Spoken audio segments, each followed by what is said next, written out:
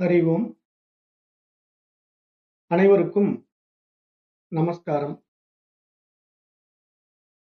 இப்ப இன்றைக்கு நாம் பார்க்க இருக்கின்ற வகுப்பு சாந்தோக்கிய உபனிஷத். இப்ப இந்த சாந்தோக்கிய உபனிஷத்துல கடந்த வகுப்புகள்ல 4 அத்தியாயங்கள் முடிச்சோம். இப்ப இன்றைக்கு 5வது அத்தியாயம் வந்திருக்கிறோம். இப்ப இந்த 5வது அத்தியாயம் என்ன சொல்ல வருது அப்படின்னா, பிராண வித்தை அப்படின்னு பிராணனை பற்றி பேசுது. இது முக்கியமான ஒரு வித்தை, பிராண வித்தை.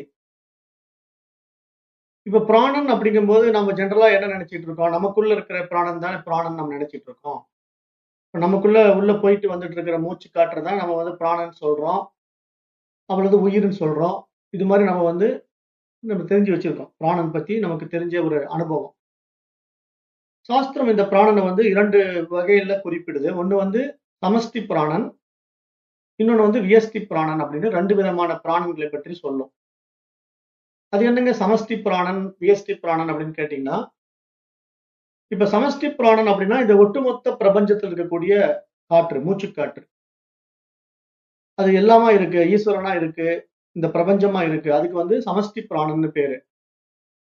அப்படி வெளிய இருக்கிற அந்த சமஷ்டி பிராணன் பர்ட்டிகுலரா நம்ம உடம்புக்குள்ள இயங்கும் போது, உயிரா, உணர்வா நம்ம உடம்புக்குள்ள வேலை செய்யும் போது அதுக்கு வியஷ்டி பிராணன்னு பேரு. அப்ப இங்க பிராணன்ல 2 வகை இருக்குன்னு நீங்க எப்படி புரிஞ்சுக்கணும் அப்படின்னா, ஒரே பிராணன் தான். அது நமக்குள்ள வேலை செய்யும் போது அதை நம்ம வியஷ்டின்னு சொல்றோம். வெளிய இருக்கும்போது அதை சமஷ்டின்னு சொல்றோம். இந்த சமஷ்டி, வியஷ்டி வேதாந்த சாஸ்திரங்கள்ல பயன்படுத்தக்கூடிய வார்த்தைகள். இதுக்கெல்லாம் நான் ஏற்கனவே விளக்கம் குடுத்திருக்கிறேன். அதாவது இத புரிஞ்சுக்கிறதுக்காக புதுசா வந்தவங்களுக்காக அதை எப்படி சொல்லலாம் அப்படின்னா, இப்ப நம்ம ஒரு தென்னந்தோப்புக்கு போறோம் அப்படின்னா, அந்த தென்னந்தோப்புல ஏகப்பட்ட தென்னை மரங்கள் இருக்கும். ஒரு 1000 தென்னை மரங்கள் இருக்கு அப்படின்னா, அந்த 1000 தென்னை மரங்கள சேர்ந்த ஒரு தோட்டத்த நம்ம எப்படி சொல்லுவோம்? ஒட்டுமொத்த தோட்டம் அப்படின்னு சொல்லுவோம். எல்லா தென்னை மரங்களும் இருக்குங்க. அது ஒரு தோட்டம் அப்படின்னு சொல்லுவோம். அப்ப தென்னந்தோப்பு, தென்னை தோட்டம் அப்படின்னு சொல்லலாம் இல்லையா? அப்படி அந்த மாதிரி எல்லா தென்னை மரங்களும் சேர்ந்த இடத்துக்கு பேர் இங்க நம்ம சமஷ்டின்னு புரிஞ்சுக்கணும். சமஷ்டின்னா எல்லா தென்னை மரங்களும் சேர்ந்த இடம். அது மாதிரி நம்ம வீட்டுக்குள்ள மட்டும் தனியா ஒரு தென்னை மரம் வளர்த்துறோம். இப்ப நம்ம வீட்டுக்கிட்ட. அப்ப அது ஒரு தனி மரம். அப்ப அந்த தனி மரத்துக்கு பேர் வியஷ்டின்னு பேரு. அது மாதிரி இங்க பிராணனை என்ன பண்ணுதுன்னா, சாஸ்திரம் 2 வகையில குறிப்பிடுது. இந்த ஒட்டுமொத்த பிரபஞ்ச பிராணனை சமஷ்டி பிராணன் என்றும், தனிப்பட்ட உடலிலே நம்முடைய உடலுக்குள்ளே இயங்கிக் கொண்டிருக்கின்ற பிராணனை வியஷ்டி பிராணன் என்றும் இங்க சாஸ்திரம் சொல்ல வருது. இப்ப நம்ம அதைத்தான் இந்த 5வது அத்தியாயத்துல பார்க்க போறோம். இதுக்கு பேரு பிராண வித்யா. பிராண வித்தை இப்ப நம்ம பார்க்கிறோம். இப்ப சூரிய சந்திரர்கள் மற்றும் வானத்தில் இருக்கின்ற மற்ற கோள்கள், விண்மீன்கள் அப்படின்ற நிறைய விஷயங்கள் நம்ம பார்க்கிறோம் இல்லையா இந்த பிரபஞ்சத்துல. இது எல்லாம் எதன் பின்னால இருக்கு, எப்படி இயங்கிட்டு இருக்கு அப்படின்னா, இந்த சமஷ்டி பிராணன்ல தான் இதெல்லாம் இயங்கிட்டு இருக்கு.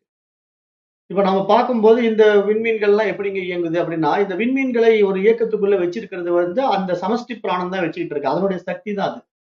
அப்ப அதனுடைய சக்தியில இந்த ஒட்டுமொத்த இயக்கம் இருக்கு. இந்த பிரபஞ்சம் இயங்கிக் கொண்டிருக்கு. அப்ப அதுவே நம்மிடத்துல, நம்முடைய தனிப்பட்ட உடம்புக்குள்ள நம்முடைய உடலையும், மனதையும், புலன்களையும் இயக்குகின்ற நிலையில, அது வியஷ்டி பிராணன் என்பதாக தனிப்பட்ட முறையில் நம்மிடத்துல பெயர் வைத்து அழைக்கப்படுகிறது. அதுக்கு நம்ம என்ன பெயர் கொடுத்திருக்கோம் அப்படின்னா, உயிரு, உணர்வு, உள்ளுணர்வு அப்படின்னு நம்ம பேர் வச்சிருக்கோம். அப்ப இந்த பேர்ல தான் நம்ம என்ன பண்றோம், இந்த பிராணனை நம்ம உடம்புக்குள்ள வச்சு நம்ம உயிர் வாழ்ந்து கொண்டிருக்கோம். இந்த பிராணன் தான் நம்ம உடம்பு இயக்கிட்டு இருக்கு. நம்ம உடம்பு இயக்குவது மட்டும் இல்ல, நம்முடைய புலன்களும் இதனுடைய அடிப்படையில் தான் இயங்கிக் கொண்டிருக்கு. பிராணன்களுடைய அடிப்படையில தான் புலன்களும் இருக்கு. அப்ப இந்த பிராணன் ஒட்டுமொத்தமா பார்க்கும்போது இந்த பிரபஞ்சத்தினுடைய ஒரு பேராற்றல் என்பதாக நம்ம பார்க்க முடிகிறது. அப்ப இங்க பிராணன் தான் மிகப்பெரிய ஒரு சக்தி, மகா சக்தியாக பார்க்கப்படுகிறது. அப்ப அப்படிப்பட்ட ஒரு மகா சக்தியை தான் இங்க சாஸ்திரம் பல வகையில அழைச்சுக்கிட்டு இருக்கு. அத நமக்கு உள்ள போகும்போது, மனிதனிடத்துல உள்ள போகும்போது அதுக்கு முக்கிய பிராணன்களாக ஒரு 5 பிராணன்களை வச்சிருக்கோம்.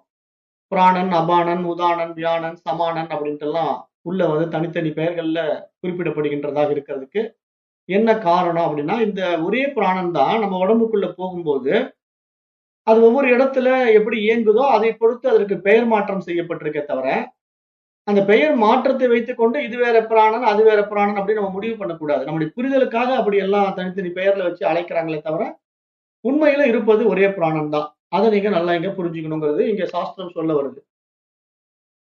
அப்போ இங்கே உடம்பையும் மனதையும் இயக்குகின்ற ஆற்றல் என்ற பொருளிலே பிராணன் பயன்பாட்டில் இருக்கிறது.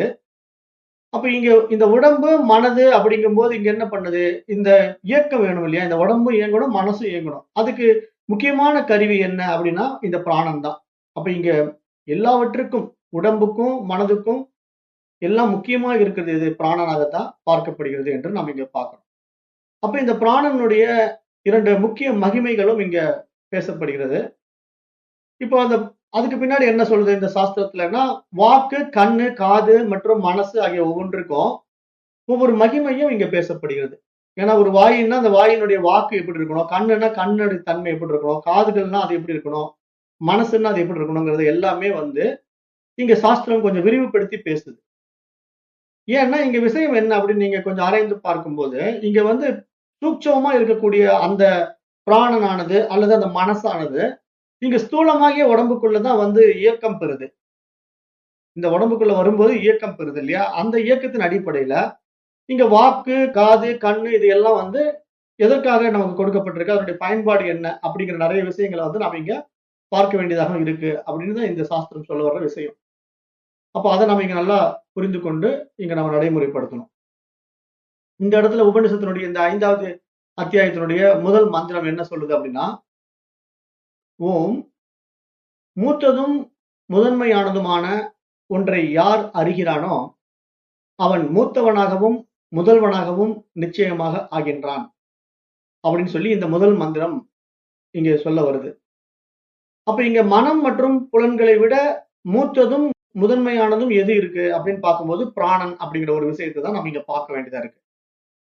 அப்போ நம்முடைய கருவில் இருக்கின்ற உயிரிலே வாக்கு, மனம் போன்ற புலன்கள் செயல்படுவதற்கு முன்பு பிராணன் தான் செயல்படுகிறது. அது வெறும் பிண்டமாக இருக்கின்ற கருவில் இயக்கம் தான் அங்கு பிராணன் என்பதாகவும் பார்க்கப்படுகிறது. அதாவது பிராணனின் செயல்பாடுதான் முதலாக தோன்றுகின்றது. எனவேதான் பிராணன் மூத்ததாக கருதப்படுகிறது என்று இங்க சாஸ்திரம் சுட்டிக்காட்டுது.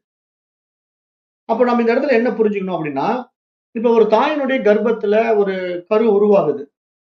இப்ப அந்த கரு உருவான உடனே அதுக்கு தேவையான உயிர் தான் இங்க பிராணனா இருக்கு அப்படின்னு நம்ம பார்க்கும்போது, அதுதான் முதல்ல அந்த கரு உருவாவதற்கு காரணமா இருக்கு. அந்த உயிர் தான் உடம்பு எடுக்குது. அப்ப அந்த உயிர் தான் இங்க உணர்வா இருக்கு. ஒரு உடலை எடுக்க போகுது. அதுதான் பிராணன் என்று அழைக்கப்படுகிறது. அதுதான் முதல்ல அந்த உடல் உருவாவதற்கே காரணமா இருக்குங்கிறதுனால, அதுதான் மூத்தது என்று பார்க்கப்படுகிறது. முதலாவதாக இருக்கிறது என்று பார்க்கப்படுகிறது. அதுக்கு பின்னாடி தான் உடம்பு வருது. உடம்புக்கு பின்னாடி தான் புலன்கள் வருது. புலன்களுக்கு அப்புறம் தான் மனசெல்லாம் இப்ப நமக்கு வேலை செய்ய ஆரம்பிக்குது. மனசெல்லாம் எப்ப வேலை செய்யும்? கண்ணு ஒண்ணு பார்த்த உடனே அது என்னன்னு ஆச்சரியமா பார்க்கும். அப்புறம் ஒருத்தர் பேசுறதுல காது வழியா கேட்கும். இதுதாங்க பேனா, இதுதாங்க பென்சில் அப்படின்னு ஒருத்தர் சொல்லிக் கொடுக்குறாங்க இல்லையா? அப்படி சொல்லிக் கொடுக்கும்போது தான் நமக்கு இது பேனா, இது பென்சில் அப்படிங்கிறதெல்லாம் புரியும். அதுக்கு முன்னாடி நம்ம திருன்னு முழிச்சுட்டு இருப்போம். ஏன்னா நம்ம சிறு குழந்தைகளா இருக்கும்போது நமக்கு கண்களால் ஒரு காட்சியை கண்டாலும் அந்த காட்சியின் மூலமா இது இன்னது என்று பகுத்தறிய முடியாத ஒரு நிலையில இருக்கிற குழந்தைகளா இருக்கிறதுனால நமக்கு அது சொல்லிக் கொடுக்கும்போது மட்டும்தான் இது பேனா, இது பென்சில் நமக்கு அனுபவம் ஆகுது இல்ல. அப்ப இதுக்கு என்ன நமக்கு தேவைப்படுது? புலன்கள் தேவைப்படுது. அப்ப புலன்கள் மூலமா நம்ம ஒரு விஷயத்தை அனுபவம் ஆக்கணும்னா, அந்த புலன் இயங்குவதற்கு பின்னாடி இங்க மூச்சு இருக்கணும். அதாவது பிராணன் இருக்கணும். அப்பதான் புலன்கள் செயல்படும். அப்பதான் காது கேட்கும். நம்ம சொல்ற விஷயத்த காது கேட்கும். அந்த கண் பார்வையை பார்க்கும். அப்ப எல்லாமே இந்த புலன்கள் இயங்குறதுக்கு பின்னாடி எது ஆதாரமா இருக்கு அப்படின்னா, பிராணன் தான் ஆதாரமாக இருக்கு. அப்படிங்கிறது தான் இந்த பிராண வித்யா சொல்ல வர சப்ஜெக்ட். அப்புறம் மேலும் என்ன சொல்ல வருது? இப்ப நம்ம மனசுங்கிறது ஒண்ணு எப்போ உருவாகுது? இது மாதிரி விஷயங்கள உள்வாங்கும் போது மனசு உருவாகுது இல்லையா? இப்ப மனசுங்கிறது என்ன? நம்ம எண்ணங்களுடைய தொகுப்பு தான் மனம். அப்ப நம்ம ஒவ்வொரு விஷயத்தையும் தெரிஞ்சுக்கிறோம். இது பேனா, இது பென்சில் அப்படின்னு நம்ம ஒவ்வொரு விஷயத்தையும் தெரிஞ்சுக்கும்போது, இது எல்லாம் எங்க சேகரிக்கப்படுகிறது? மனதினுடைய தொகுப்பாக மாறும்போது தான் அந்த மனம்ங்கிற அந்த தகுதியை அடையுது. பல்வேறு எண்ணங்களுடைய ஒரு தொகுப்பு தான் இங்க மனம் என்பதாக பார்க்கப்படுவதனால, அப்ப இந்த மனதையும் இந்த உடலையுமே உண்டாக்குவது எது அப்படின்னு நீங்க ரொம்ப ஆராய்ந்து பார்த்தீங்கன்னா, பிராணன் தான் உண்டாக்குது. ஏன்னா பிராணன் தான் உயிரா இருக்கு. அப்ப இந்த பிராணன் தான் சூட்சமமா இருக்கு. அப்படிப்பட்ட பிராணன் எப்படி இருக்கு? சமஷ்டி பிராணனா இருக்கு. உடம்பு எடுக்கிறதுக்கு முன்னாடி அது ஒட்டுமொத்த பிரபஞ்ச பிராணனா இருக்கு. அது தாயினுடைய கர்ப்பத்துக்குள்ள போன உடனே அது தனி உடல் தேவையின் நிமித்தம் ஒரு தனியான ஒரு உடலாக மாறுது. அப்ப தனியாக ஒரு பிண்டமாக வளருது. உள்ள ஒரு உடம்பு உருவாகுது. தாயினுடைய கர்ப்பத்துக்குள்ள ஒரு உடம்பு உருவாகுது. அப்ப அந்த உடம்பு கொஞ்சம் கொஞ்சமா வளர்ந்துகிட்டே வரும்போது அங்க என்ன நடக்குது? தாயினுடைய தொப்புள் கொடி இருக்கு இல்லையா? உள்ள வந்து தாய்க்கும், இந்த குழந்தைக்கும் ஒரு கனெக்ஷன் இருக்கு. அந்த கனெக்ஷன் தொப்புள் கொடி மூலமா தான் எல்லாமே நடந்துட்டு இருக்கும். அப்ப அந்த தொப்புள் கொடி மூலமா தான் அந்த குழந்தை உள்ள பிண்டமா இருந்தாலும் உயிர் வாழ்ந்து கொண்டிருக்கு. அந்த குழந்தை வந்து நம்ம சொல்றோம்ல, சில குழந்தைங்க வந்து தாய்க்கு பிறக்கறதுக்கு முன்னாடி இறந்து போயிடும். அப்ப வந்து டாக்டர் சொல்லுவாங்க, "இல்லைங்க அந்த குழந்தை உள்ளேயே இறந்து போயிடுச்சு. அத நீங்க ஆப்பரேஷன் பண்ணி தான் எடுக்கணும்" அப்படின்ருவாங்க. அப்ப இங்க உயிர் அப்படிங்கிற ஒரு விஷயம் வந்து வெளிய வந்து வர்றது கிடையாது. இப்ப நம்ம அலோபதி மருத்துவம் என்ன சொல்லுது? அந்த குழந்தைய வெளிய கொண்டு வந்த உடனே அத தலைகீழா புடிச்சு ஆட்டுனா, கொஞ்ச நேரத்துல அதுக்கு உயிர் வந்துரும். அப்பதான் அது மூச்சே வாங்குது. அப்ப அதுதாங்க உயிர் அப்படின்னு அலோபதி மருத்துவம் அப்படி நெனச்சுட்டு இருக்கு. ஆனா நம்முடைய சாஸ்திரம் அப்படி சொல்ல வரல. நம்ம சாஸ்திரம் வந்து அந்த உயிரே தான் அங்க எல்லாமா இருக்குது அப்படிங்கிறத சொல்ல வருது. உயிரே தான் இந்த உடம்பு எடுக்குது. அந்த உயிரே தான் புலன்கள் எல்லாம் உண்டு பண்ணுது. அந்த உடம்புக்குள்ள தேவையான புலன்களை எல்லாம் கண்ணு, காது, மூக்கு எல்லாமே படைக்குது. அந்த உடம்புல படைச்சு, அந்த உடம்ப வந்து வெளிய கொண்டு வரும்போது, என்ன கனெக்ஷன் ஆகுது அப்படின்னா, இப்ப நம்ம தனிப்பட்ட உடம்புக்குள்ள இருந்த இந்த உயிரானது, அந்த பேருணர்வு சமஷ்டி பிராணன உள்ள வாங்குது. ஃபர்ஸ்ட் வந்து வியஷ்டி பிராணனா இங்க தனித்துவமா தன்ன உடம்பு உருவாக்குவதற்காக பிரிஞ்சு வந்து, இங்க தனிப்பட்ட முறையில தாயினுடைய கர்ப்பத்துக்குள்ள போயி, அங்க சின்ன ஒரு பிண்டமாக வளர்ந்து, ஒரு 10 மாத குழந்தையாக வெளிய வந்த உடனே, அந்த குழந்தை உயிரோட தான் இருக்கு. கை, காலெல்லாம் ஆட்டுது. ஆனா அந்த குழந்தைக்கு சுவாசம் தேவைப்படுது. வெளிய வந்த பிறகு சுவாசம் தேவைப்படுது. அப்ப அந்த சுவாசம் தான் இங்க வெளிய இருக்கிற மூச்சுக்காற்று. அப்ப அந்த மூச்சுக்காற்று உள்ள நுழையும்போது தான், அந்த குழந்தையே உயிர் பிழைக்குது. இல்லன்னா அது இறந்து போகுது அப்படின்னு டாக்டர் சொல்றாங்க இல்லையா? அப்ப இங்க தான் விஷயம் இருக்கு. அப்ப இங்க என்ன கனெக்ட் ஆகுது அப்படின்னா, இங்க வெளிய இருக்கிற சமஷ்டி பிராணனும், நம்ம உடம்புக்குள்ள இருக்கிற வியஷ்டி பிராணனும் கனெக்ட் ஆயிடுது. கனெக்ட் ஆன உடனே இங்க எல்லாம் ஒன்று. அங்க பிரிக்கவே முடியாது. ஆனா இத பிரித்து பார்ப்பது எது? அதுக்கு பின்னாடி நம்மகிட்ட உண்டாக்கப்பட்ட மனசு. இப்ப நம்ம மனசு வர்றதுக்கு முன்னாடி நாம நீங்க வேற, நான் வேறங்கிற அந்த டுயாலிட்டி இல்ல. நம்ம யாருன்னே தெரியாம இருக்கிறோம். ஆனா மனசு டெவலப் ஆக ஆக தான் நமக்கு எல்லாமே இருமைகள்ல புகுத்தப்படுது. அப்ப இங்க பிராணன் ஒன்றாக்கப்படும்போது, இங்க ஈஸ்வர பிராணன் தனியா இருக்குது. எனக்கு தனியா ஒரு பிராணன் இருக்குன்னு சொல்லவே முடியாது. ஏனென்றால், தனியாக இருந்த உயிர் வந்து வெளிய இருக்கிற ஈஸ்வர பிராணனோட இணையும் போது தான் இயக்கத்துக்கே வருது. அப்ப அந்த இயக்கத்துக்கு வருவதனால் தான் இங்க ஒட்டுமொத்த பிரபஞ்சமும் ஈஸ்வர நீதிக்குள்ள இருக்கு அப்படிங்கிறத இங்க நம்முடைய வேத சாஸ்திரம் தான் சொல்லி காட்டுது. வேற எந்த மருத்துவ உலகமோ, சயின்ஸோ இது எல்லாம் சொல்லி புரிய வைக்க முடியாது. சொல்லவும் முடியாது அவங்களால. ஏன்னா இதெல்லாம் அவங்களுக்கே தெரியாது. அப்ப இங்க நம்முடைய சனாதன தர்மம் இத ஆரம்பத்திலேயே கண்டுபிடிச்சு, இங்க பிராணன் என்பது பிரிக்க முடியாதது. அது ஒரே பிராணன் தான். ஆனா அது தேவையின் நிமித்தமாக, உடல் எடுப்பதின் காரணமாக தன்னை ஒரு வியஷ்டி பிராணனாக பிரித்துக் கொண்டு உருவாக்கிக் கொள்கிறது. அப்படி உருவாக்கிக் கொண்டு ஒரு உடல் மூலமாக வெளிப்பட்டு, மீண்டும் அது சமஷ்டி பிராணனோடு இணைஞ்சு, தன்னுடைய தேவையை பூர்த்தி செய்து கொள்கிறது. அந்த அடிப்படையில தான் இங்க இந்த உடலானது இயங்குது, இந்த மனசானது இயங்குது அப்படிங்கிற மிகப்பெரிய உண்மைய இந்த பிராண வித்யா நமக்கு சொல்ல வருது. இதுதான் இந்த சாந்தோக்கிய உபநிஷத்தினுடைய ஒரு முக்கியமான வித்தை. பிராண வித்தை. அப்ப இந்த வித்தை வந்து இந்த விஷயத்த நமக்கு சொல்லும்போது, இப்ப நம்ம என்ன புரிஞ்சுக்கணும்? இங்க எல்லாமே உயிரா இருக்கு. எல்லாமே உணர்வா இருக்கு.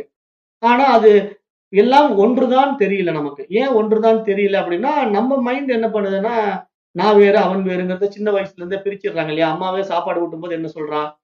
பாரு இந்த சாப்பாடு நீ சாப்பிடலன்னா அந்த பையனுக்கு குடுத்துருவேன். பாரு இத நீ எடுத்துக்கலன்னா அந்த பூச்சாண்டி புடுங்கிட்டு போயிடுவான். இப்படிதான் நம்மள வளர்த்துறாங்க.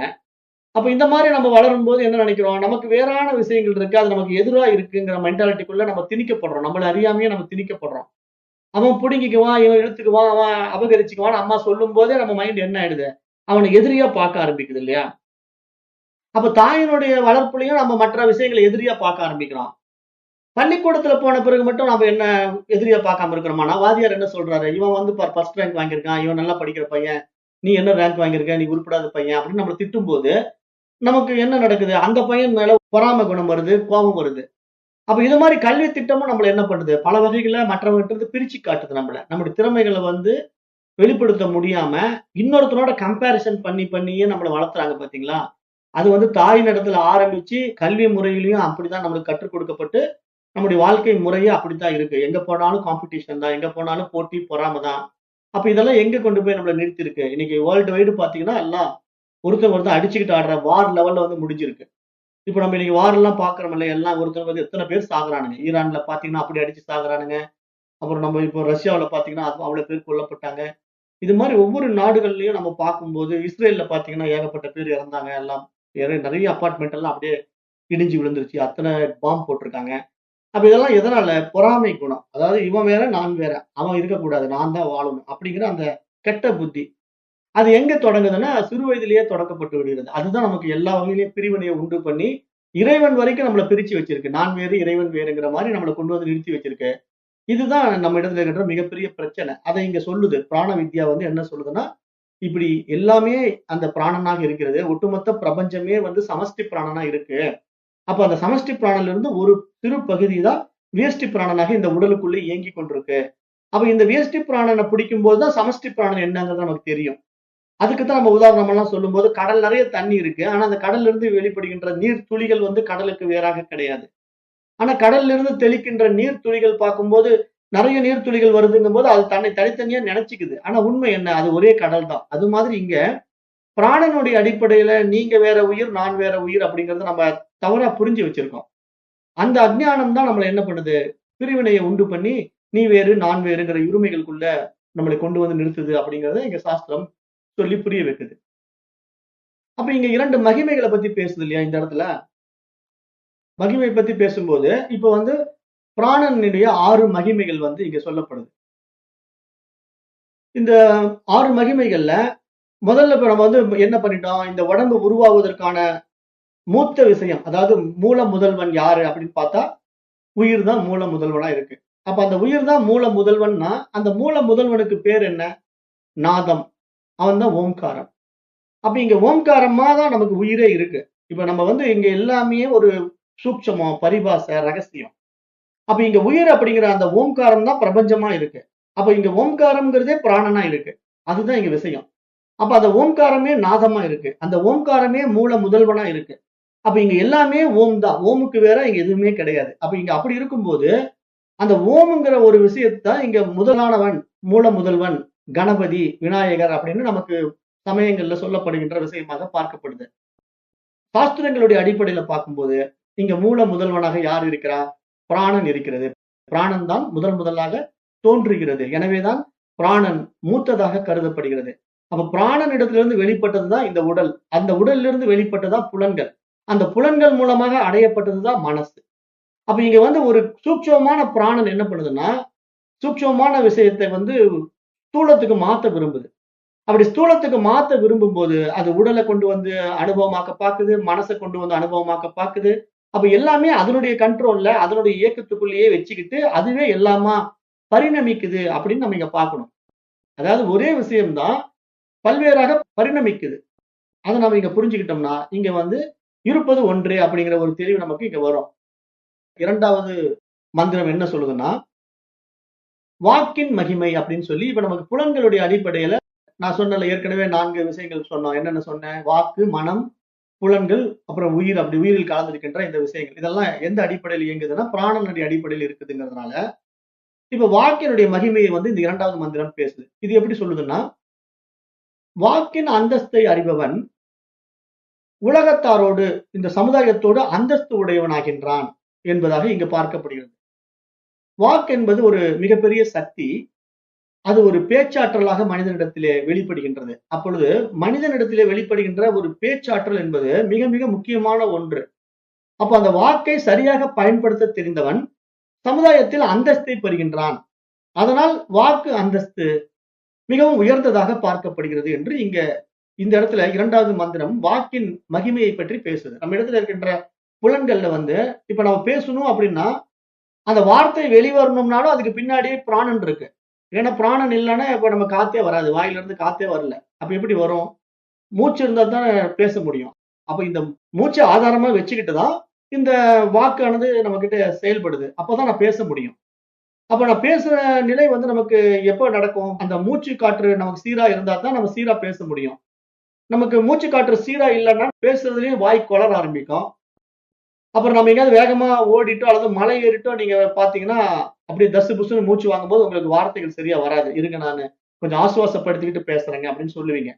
அப்ப இதுலருந்து என்ன தெரியுது? உங்களுடைய வாக்குக்கு ஆதாரமாக, பின்புலமாக உங்களுக்கு பிராணனே இருக்குது அப்படிங்கிறது இங்க சொல்ல வந்துட்டு, ஆனா அந்த வாக்கை பயன்படுத்துவன் அந்த வாக்கினாலேயே அந்தஸ்து பெறுகிறான். அப்படிப்பட்ட அந்தஸ்தை அவன் பெறுவதற்கு அவனுடைய பேச்சாற்றல் மிக மிக முக்கியமாக இருக்கிறது என்பதாக இங்க சாஸ்திரம் சொல்ல வருது. அப்ப அதனால தான் இங்க நம்ம வந்து பேசுவதை வந்து ரொம்ப திறமையாக பேசணும். பேச வேண்டியத பேசணும். கண்டதெல்லாம் பேசிக்கிட்டு இருக்கக்கூடாது. ஒவ்வொருத்தன் வந்து பேச ஆரம்பிச்சாலே ஓடிடுவாங்க. நெறைய பேர் வந்து ஃப்ரெண்ட்ஷிப் எல்லாம் எப்படி இருக்கும்னா, அவன்ட்ட "டேய் அவன் வரான் ஓடிடுறான். அவன் வாய திறந்தான்னா போட்டு அரு அருன்னு அறுத்துருவான்" அப்படின்ட்டு பயந்துட்டு ஓடுறவங்கலாம் இருப்பாங்க. என்ன காரணம் அப்படின்னா, அவனுக்கு அவன் என்ன பேசுறதுன்னே தெரியாம பேசிக்கிட்டு இருப்பான். நெறைய பேர் நீங்க பார்த்தீங்கன்னா, அவன் என்னமோ நெறைய தெரிஞ்சுக்கிட்ட மாரியும், கண்டத உளறிட்டு இருப்பானுங்க. அவனுங்ககிட்ட இருந்து நம்ம கேட்க ஆரம்பிச்சோம்னா, நமக்கே என்ன தோணும்? இவன விட்டு ஒதுங்குனா போதும் அப்படிங்கிற மாரி மைண்ட் செட் நமக்கு வந்துரும். ஏன்னா, அப்படி நெறைய பேர் இருக்காங்க. அவங்க பேச ஆரம்பிச்ச உடனே என்ன பண்ணுவாங்க, 1947லிங்க நான் அப்படி வாழ்ந்தேங்கன்ட்டு ஆரம்பிப்பாங்க. அப்புறம் அது 87, 97, 2007லிருந்து அப்புறம் 2025 வரைக்கும் வரும். அப்ப இது யாருக்கு உட்கார்ந்து கேட்கறது? அப்ப அவன் ஓடிடுவான். சரி நான் கிளம்புறேங்க வேலை இருக்கு அப்படின்ட்டு. அப்ப அது மாரி இங்க என்னன்னா, அந்த வாக்கு சக்திங்கிறது மனிதர்களுக்கு மிக முக்கியமான ஒன்றாக இருந்தாலும், அந்த வாக்கை சரியாக பயன்படுத்த தெரிந்தவன் சமுதாயத்தில் அந்தஸ்தை பெறுகிறான் அப்படிங்கிற வார்த்தைய இந்த உபனிஷத் மந்த்ரா சொல்லுது. இந்த உபனிஷத் மந்த்ரா வந்து அத ரொம்ப ஹைலைட் பண்ணுது. அப்ப நம்ம வந்து எப்படி பேசணும்? அனாவசியமான பேச்சுக்கள தவிர்த்துக்கணும். நம்ம பேசும்போது தேவையான வார்த்தைகள பேசணும். இல்லை பேசாமல் இருக்கிறது நல்லது. ஏன்னா நம்ம கண்டத பேசி நம்மளுடைய இமேஜ நம்ம இறக்கிக்கவும் கூடாது. கூடுமான வரைக்கும் நம்ம பேசுறதுல ஏதாவது பிரயோஜனம் இருக்கான்னு பார்த்து பேசணும். இல்லன்னா மௌனம் மிக மிக சிறப்பு அப்படிங்கிறது இந்த இடத்துல சொல்ல வருது. அடுத்தது கண்ணின் மகிமை அப்படின்ட்டு கண்ணை பற்றி பேசுது. இது வந்து 3வது மந்திரம். கண்ணின் நிலையான தன்மையை அறிபவன் இந்த உலகிலும் மறு உலகிலும் நிச்சயமான நிலையை பெறுகின்றான். நிச்சயமாக கண்களே நிலையான தன்மை என்பதாக இந்த மந்திரம் சொல்ல வருது. அப்ப எந்த அடிப்படையில் இது சொல்லுது அப்படின்னா, வாழ்க்கைக்கு நிலையான தன்மையை தருபவை கண்கள். புற உலகில் நிலையான வாழ பார்வை ஆதாரமாக திகழ்கிறது. இப்ப நம்முடைய மனம் சார்ந்த வாழ்க்கை இருக்கு இல்லையா? இப்ப என்னுடைய மனதில் வந்து எப்படிப்பட்ட எண்ணங்கள் உதயமாகுது அப்படின்னா, அது என்னுடைய பார்வையின் அடிப்படையில் தான் எனக்கு எண்ணங்களும் உண்டாக்கப்படும். ஏன்னா, இங்க மனம் அப்படிங்கிற ஒரு விஷயம் வந்து எதன் அடிப்படையில நமக்கு வளருது அப்படின்னு நீங்க ஆராய்ந்து பார்த்தீங்கன்னா, நம்மிடத்துல இருக்கிற முக்கியமான புலன் வந்து கண்கள் தான். ஏன் கண்கள் தான் முக்கியமான புலனா இருக்கு அப்படின்னா, அந்த காட்சியின் அடிப்படையில தான் இங்க மனம் வந்து விஷயங்கள சேகரிக்குது.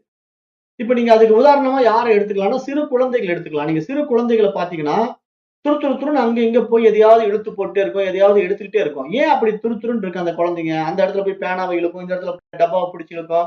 அப்புறம் அங்க இருக்கிற துணி இழுத்து போடும்.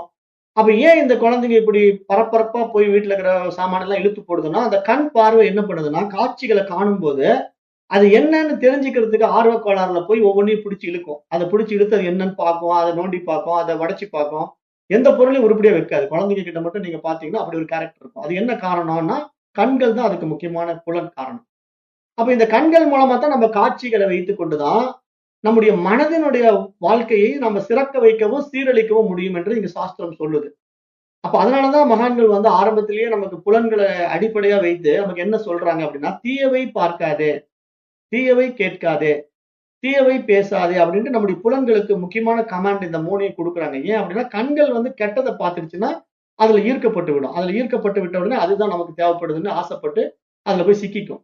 அப்ப இங்க வந்து இந்த கண்கள வந்து இங்க ஒப்பீடு பண்ணி, அது வந்து மனம் வளருவதற்கு காரணமாக இருக்கிறதுனால, இப்ப இந்த மனம் பொறுத்தவரைக்கும் என்னென்ன விஷயத்த கண்கள பார்த்து ஐடென்டிஃபை பண்ணுது. இப்ப பேனா வந்து பார்த்த உடனே இது என்னன்னு கேட்குது குழந்தை. அம்மா வந்து இது பேனான்னு சொல்லிக் குடுக்குறா. இன்னொன்னு பார்த்துட்டு இது என்னன்னு கேட்குது. இது பென்சில்ன்னு சொல்லிக் குடுக்குறா. அப்ப இங்க பேனா, பென்சில் அப்படின்னு ஒவ்வொன்னையும் ஐடென்டிஃபை பண்றதுக்கு அந்த குழந்தைகிட்ட என்ன தேவைப்படுதுன்னா, கண்கள் தேவைப்படுது. அப்ப இந்த கண்கள் மூலமா பார்த்த உடனே அது என்னன்னு தெரிஞ்சுக்கிறதுக்கு அடுத்தது குழந்தைக்கு என்ன தேவைப்படுது? காதும் தேவைப்படுது. அப்ப இந்த மாரி ஒவ்வொரு புலன்களும் நமக்கு ரொம்ப ரொம்ப முக்கியமாக ஒரு விஷயமாக இருக்கிறதுனால, இந்த பிராணனுடைய அடிப்படையில இந்த புலன்கள் இயங்குகின்றன என்ற ஒரு மிகப்பெரிய விஷயத்த, இங்க இந்த சாந்தோக்கிய உபநிஷத்தினுடைய இந்த பகுதி பேசுது. அப்ப இங்க எதையும் பார்த்து நிச்சயித்தால் மட்டுமே அவற்றின் தேவையையும், தேவையின்மையையும் எளிதாக நாம் அறிந்து கொள்ள முடியும். இப்படி புற வாழ்க்கைக்கும், அக வாழ்க்கைக்கும் ஒரு ஆதாரத்தையும், நிலையான தன்மையையும் தருவதால், கண்கள் நிலையான தன்மை என்று இந்த இடத்திலே பார்க்கப்படுகிறது என்பதாக இந்த மந்திரம் நிறைவு செய்கிறது. அடுத்த மந்திரத்துல காதின் மகிமை பேசப்படுகிறது. காதை பற்றி சொல்லுது. இப்ப காது என்பது என்னன்னா, நம்ம கேட்டல்ங்கிற ஒரு விஷயம் தான் நமக்கு வந்து அந்த புரிதல குடுக்கும். இப்ப கண்கள் வந்து ஒரு பேனாவ பார்க்கலாம். ஆனா அது பேனாங்கிறத நீங்க காதுகளால் கேட்கும்போது தான் அது பேனான்னு ஒரு முடிவுக்கு வர முடியும்.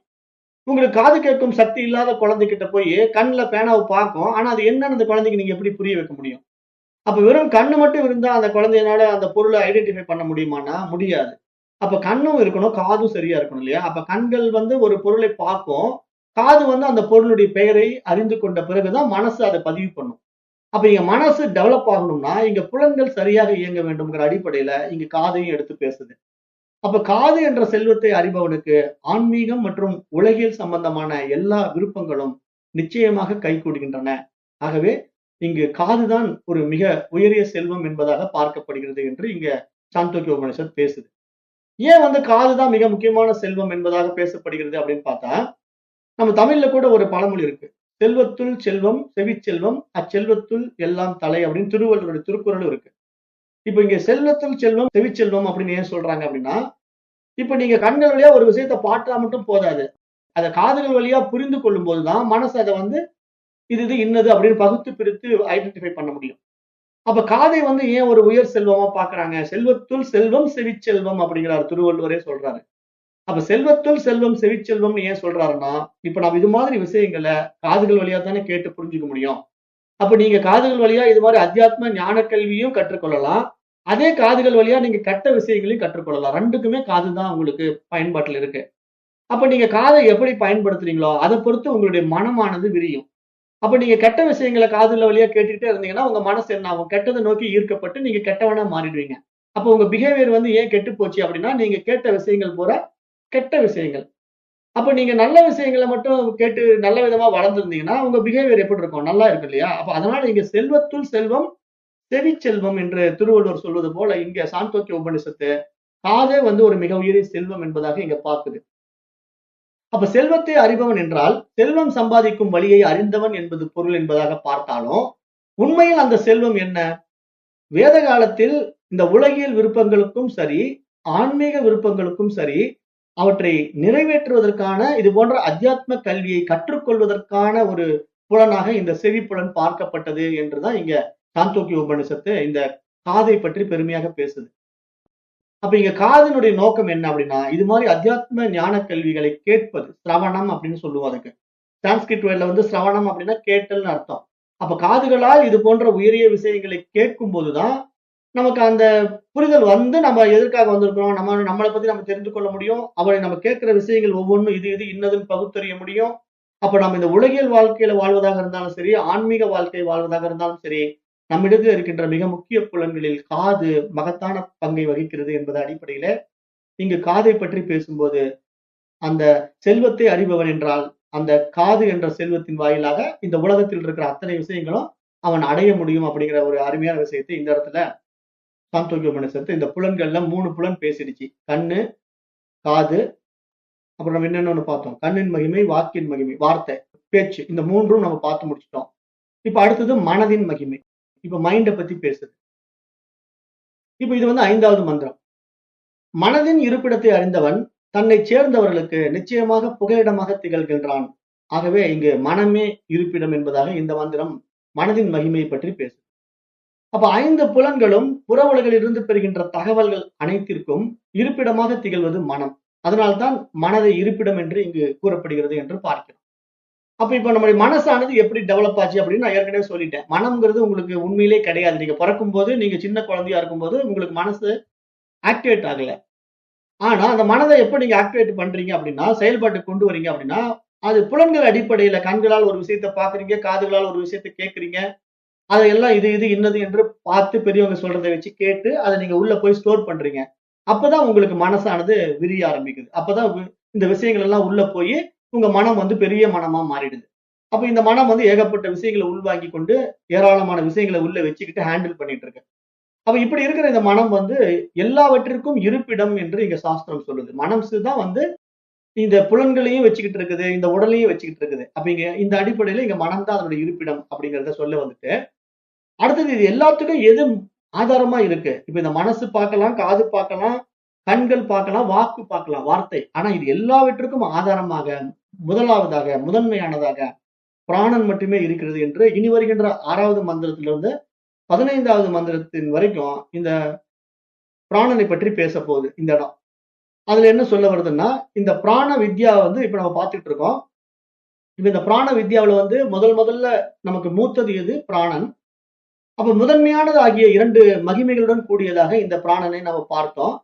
4 புலன்களின் பண்புகள் ஏற்கனவே நம்ம பார்த்துட்டோம். அப்ப பிராணனின் 2வது மகிமை விளக்குவதற்காக ஒரு கதை கூறப்படுகிறது என்று இங்க ஒரு கதை வருது இந்த இடத்துல. அது நம்ம அடுத்து வருகின்ற வகுப்புல பார்க்கலாம். இன்றைய நேரம் கருதி இந்த வகுப்பை நான் இத்துடன் நிறைவு செய்கின்றேன். நன்றி. ஓம் தத் சத்.